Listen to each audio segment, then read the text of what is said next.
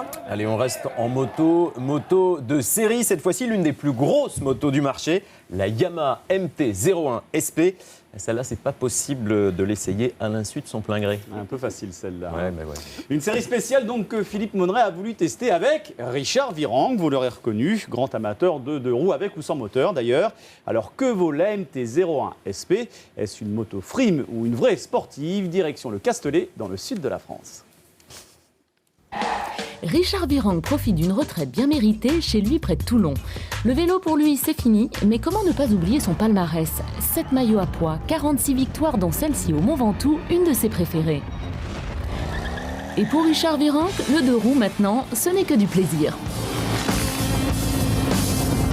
Quelle bouche t'as piqué? Et il faut en profiter, on est au Castellet.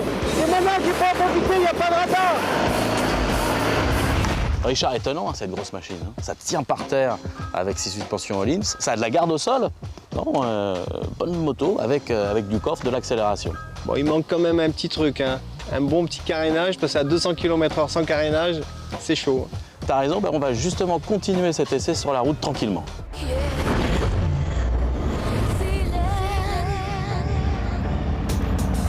Ah, Philippe, je comprends pas ce qu'il y a, mais je vois rien avec ce casque. Qu'est-ce qui se passe, Richard? On t'aurait menti sur la visibilité du casque? Ça va être énorme, tu vas voir devant toi. Oh là là, Mais oui, il fait beau. ouais, mais là ça peut être pareil. Hein. Le design de cette édition limitée est original, du blanc, du rouge et du noir, une selle biton, un châssis en alu et des jantes et une fourche dorée. Alors, comment tu la trouves déjà, cette moto, au niveau sensation moteur? 1670 cm3. Ouais, on sent qu'il faut pas trop la chatouiller parce qu'il y a des watts. Hein.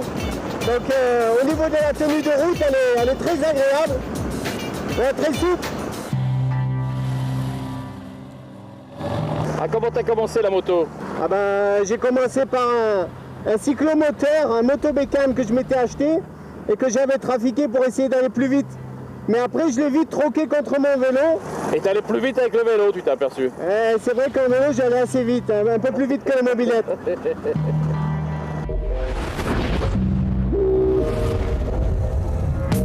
Par rapport à la version classique, à noter de gros progrès côté suspension avec cette magnifique fourche Öhlins. Le point fort de cette moto reste le moteur avec ce couple toujours aussi phénoménal.